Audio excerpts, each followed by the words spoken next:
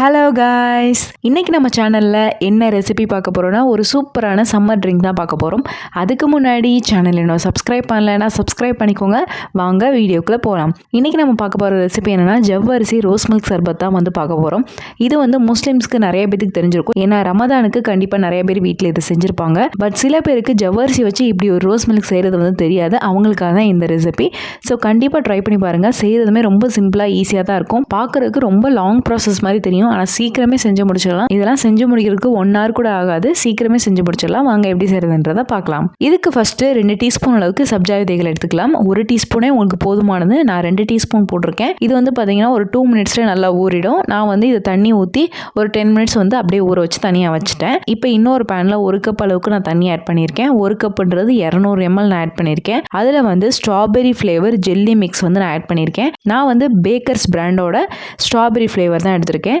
அதில் ஃபர்ஸ்ட் அந்த ஜெல்லி மிக்ஸோட கிறிஸ்டல்ஸ் 3 டேபிள் ஸ்பூன் ஆட் பண்ணிவிட்டு அதுக்கப்புறம் அதிலே ஜெல்லி ப்ரீமிக்ஸ் ஒரு பேக்கெட் தனியாக கொடுத்துருப்பாங்க. அதில் 1.5 டீஸ்பூன் அளவுக்கு நான் ஆட் பண்ணிக்கிறேன். இதெல்லாமே ஆட் பண்ணிவிட்டு நல்லா மிக்ஸ் பண்ணிக்கோங்க. மிக்ஸ் பண்ணிவிட்டு ஸ்டவ் ஆன் பண்ணிக்கோங்க. இதை நல்லா கொதிக்க விடுங்க. நல்லா கொதிச்சு வந்த பின்னாடி ஸ்டவ் ஆஃப் பண்ணிவிட்டு உடனே இன்னொரு ட்ரேலையோ ஒரு பிளேட்லேயோ வடிகட்டிட்டு நான் ஆட் பண்ணிக்கிறேன். ஏன்னா அதில் சின்ன சின்ன கிறிஸ்டல்ஸ் இருக்கலாம். ஸோ நான் வடிகட்டிட்டு ஆட் பண்ணிக்கிறேன்.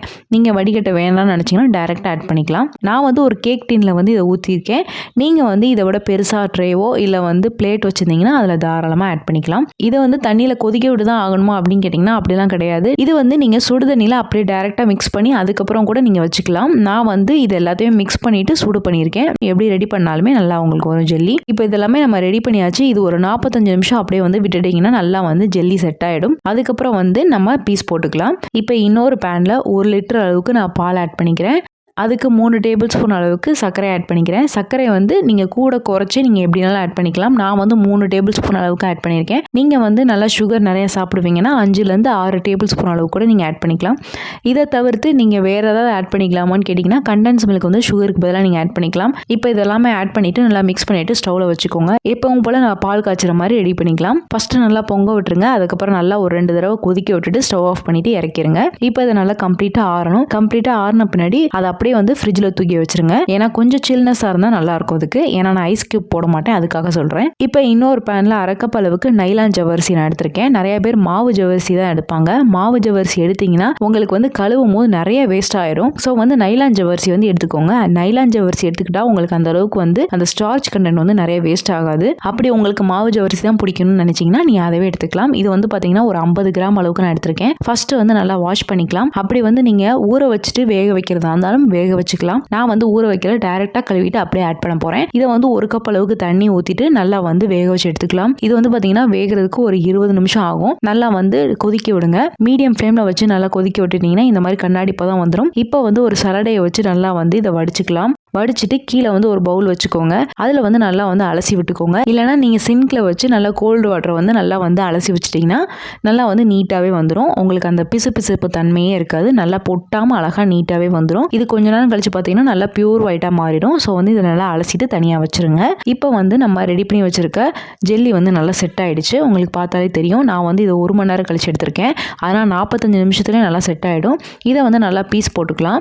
உங்களுக்கு எந்த சைஸில் வேணுமோ நீங்கள் பெருசோ சின்னதோ எப்படினாலும் நீங்கள் பீஸ் போட்டுக்கலாம். நான் ஸ்கொயர் ஷேப்பில் சின்னதாக கட் பண்ணியிருக்கேன். உங்களுக்கு பார்த்தாலே தெரியும். இந்த மாதிரி நான் கட் பண்ணிட்டேன். நல்லா இருக்குது பாருங்கள். சூப்பராக ரெடி ஆயிடுச்சு. இப்போ ஜெல்லி செட் ஆகிடுச்சு. இதை தனியாக வச்சுக்கலாம். இதை நீங்கள் ஃப்ரிட்ஜ்லேயும் ஸ்டோர் பண்ணிக்கலாம். இப்போ நம்ம ஃப்ரிட்ஜில் வச்சுருக்க பால் எடுத்துக்கலாம். அதில் ரோஸ் சிரப்பு இப்போ 3 டேபிள் ஸ்பூன் அளவுக்கு நான் ஆட் பண்ணிக்கிறேன். ரோஸ் சிரப்பு நீங்கள் எந்த பிராண்ட் வேணாலும் எடுத்துக்கலாம்.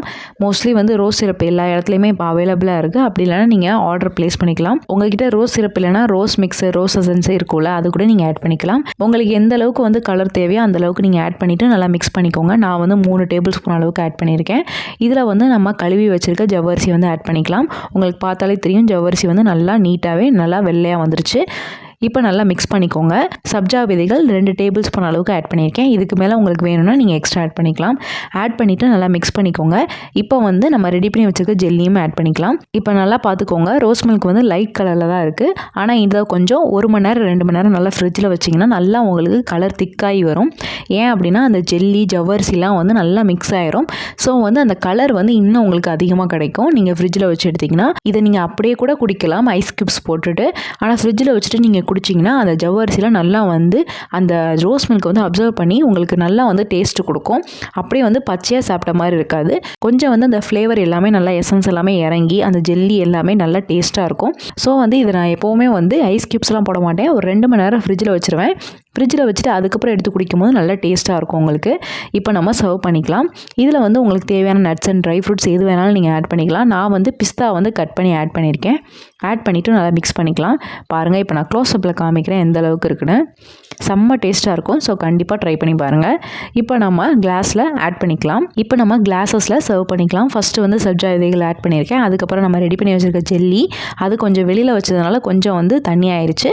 ஸோ வந்து அதை அப்படியே ஆட் பண்ணிட்டேன். இப்போ நம்ம ரெடி பண்ணி வச்சுருக்க ரோஸ் மில்க் ஆட் பண்ணிக்கலாம். பாருங்கள், சூப்பராக ரெடி ஆயிடுச்சு. ஸோ இந்த சம்மருக்கு இந்த ரோஸ் மில்க் ரெசிபியை ட்ரை பண்ணி பார்த்துட்டு எனக்கு எப்படி வந்திருக்குன்னு கமெண்ட்ஸில் ஃபீட்பேக் சொல்லுங்கள். இந்த ரெசிபி உங்களுக்கு பிடிச்சிருக்குன்னு நினைக்கிறேன். பிடிச்சிருந்தா லைக் பண்ணுங்கள், ஷேர் பண்ணுங்கள், கமெண்ட் பண்ணுங்கள். மறக்காமல் சேனலை சப்ஸ்கிரைப் பண்ணுங்கள். இன்னொரு வீடியோவில் பார்க்குறேன். பாய்.